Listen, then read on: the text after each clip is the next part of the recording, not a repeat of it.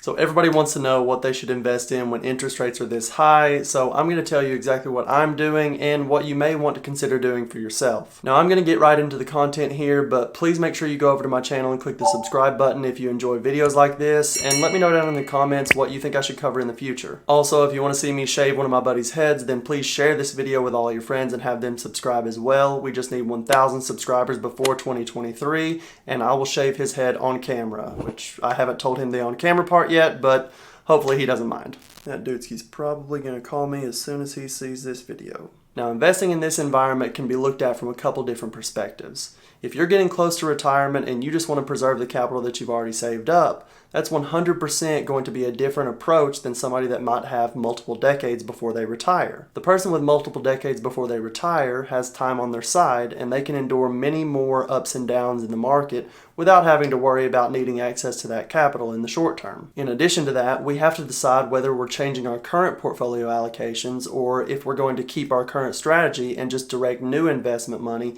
into different places. In other words, are we just changing where we're putting new dollars, or are we taking the dollars we already have invested and moving them around? These things certainly matter a lot when you consider the difference in risk between, say, somebody that started investing a year ago and somebody that's been saving money and investing for the last 30 years and just wants to mitigate the risk that they have moving forward. So always remember to consider your investment time horizon before you invest in any of the things that I mentioned here today.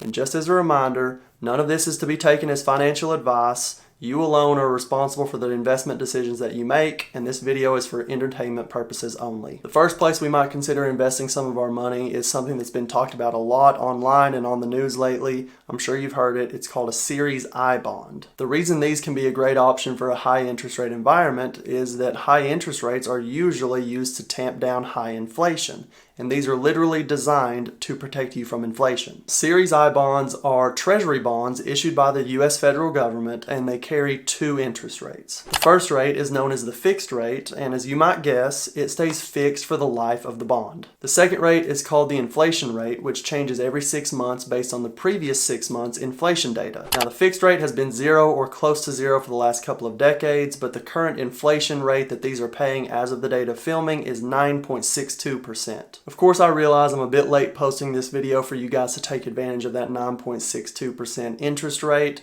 but if you had bought these before October 28th, you would have locked in that 9.62% rate for the next 6 months, and if predictions are correct for the next 6 months, the interest rate you would be receiving for the second 6 months would be around 6.48%. I should know the exact rate by November 1st, so I might just put it on the screen right here, but if you had locked it in before then, you would have gotten 9.62% for 6 months and then this rate for the next 6 months. The inflation rate that these Series I bonds pay is based on the previous 6 months of the non-seasonally adjusted CPI-U data, but that's beyond the scope of this video. So since these are issued by the US federal government, they carry very little risk, and because there's so little risk involved, they actually cap the amount of money that you can invest each year. The current cap is set at $10,000, but you can invest an additional $5,000 with a little extra work on your tax return. These are also considered tax-deferred investments, so you wouldn't have to pay any tax on any of the interest payments that you receive during the life of the bond. The downsides of this as an investment is that you can't access any of the money for the first 12 months that you own the bond,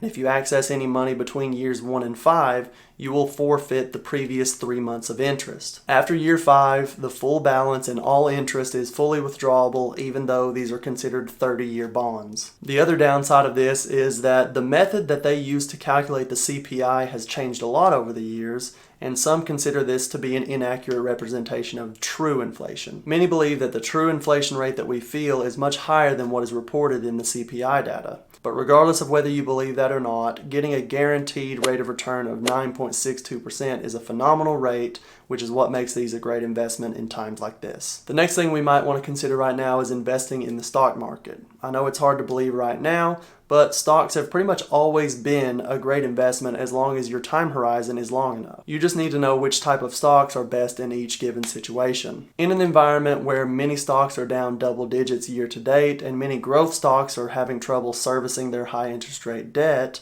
a good portfolio of dividend-paying stocks can provide you some stability and give you an extra source of income. Finding good dividend stocks that have a long history of maintaining and even increasing their dividend payouts even during economic downturns can go a long way for your portfolio. Some that have always come to mind for me are Procter & Gamble, Coca-Cola, and Johnson & Johnson, which are all part of the Dividend Kings, which means that they've increased their dividend every year for at least the last 50 years. Some other stocks that we might want to consider investing in times like these are stocks of companies that produce inelastic products. And generally, whenever I think about that, I think about the consumer staples sector. Price elasticity generally refers to the change in demand given a change in price. So consider an example where a store has 100 buyers for a product that costs $3 currently. If they increase that price to $6 and they don't lose any buyers or any demand for the product, I would consider that an inelastic product. If a company is able to increase their prices without having to worry about losing much business,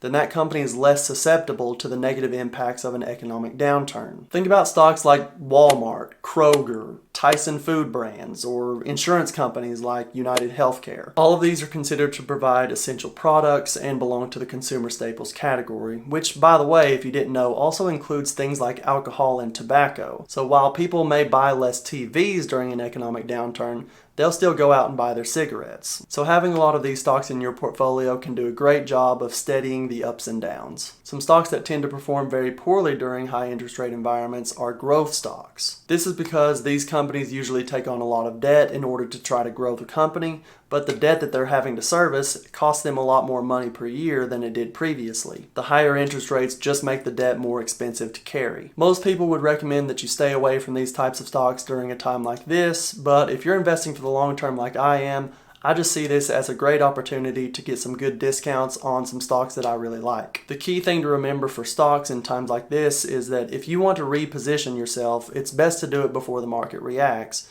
which is obviously really hard to do considering that most of the information that we get are based on lagging indicators. For example, the inflation data that we get each month is based on the previous month of inflation. The stock market overall is an emotional place. People trade based on their emotions much more often than they trade based on logic. More often than not, you're best off just changing nothing about your strategy and continuing to dollar cost average into the market. That's what I'm doing with my personal portfolio, and it's what I recommend for most people out there. Also, a friendly reminder that if you want to get started investing in the stock market, there's a link down below where you can get up to 12 free stocks valued up to $3,000 each when you open and fund a new account at Webull. Using that link to sign up is a great way to support the channel, so if you do, I really appreciate it, and let me know down in the comments so that I can thank you personally. The next place that we can put some of our money during times like these are cash producing assets. Buying assets that are cash flow positive every month is one of the biggest cheat codes to passive income. Specifically in markets like today's, assets that make money are almost essential. They definitely provide some stability and peace of mind whenever pretty much everything you look at is decreasing in value, but this way you get to see some tangible money coming in every month. Obviously, the one that everybody thinks of first is residential real estate that they're going to buy and rent out. People say that during a recession, cash is king, which I don't disagree with, but people forget how valuable something that puts a little extra money in their pocket each month can be. The more money you have available to invest in times like these, the more you can profit from the discounts that we're seeing right now. Having a portfolio of cash flowing rental properties can provide an influx of cash each month even in times like these. Because don't forget, the need for housing is not going anywhere. Another one that has become increasingly popular over the last few years is the art of the side hustle. If you can start a small business in your spare time after work that generates an income for you, even if it takes a little capital up front, then chances are this is something great to work on, especially during a recession. People say that riches are made in recessions, so taking the time to work on building up your side hustle during a recession just means that you'll have that much more money and income to invest in other things once the market comes back. And that just means that you'll be much more profitable in the long term. And once you've considered all of these things, the best thing to remember is just to stay the course. If you've got a long time horizon, the best thing you can do is just keep your head down, stay objective, and don't let your emotions get the better of you. It may be tempting to try to sell off your investments with the hopes that you can buy them back lower, but 99% of the time you're better off just continuing to dollar cost average into the market than you are trying to time the market. It's almost like there's a saying about that. Now, these big money managers might tell you things like industrials outperform utilities in a high interest rate environment, or we need to move your money over to consumer discretionary for the next 8 months while the Fed gets inflation under control. And those things might be true historically, but the best thing for most of us out there is to just continue to dollar cost average into a broad market index and just sit on our hands. This has historically been the highest probability of success that anybody can find in the market. As for me, I'm doing exactly that. I'm continuing to buy shares on a consistent basis, and to be quite honest, I'll be happier the longer we see these depressed prices in the stock market, because I know that the more shares I can pick up for these prices, the better it'll feel when they finally come back up again. I'm also keeping a good cash reserve on hand for opportunities that might arise in the housing market, and I'll look to take advantage of those whenever I find them. Now, if I missed anything that you think should have been included in this list, please let me know down in the comments, and don't forget to subscribe and share this with a couple of your friends. I really appreciate you guys, and I'll see you in the next one.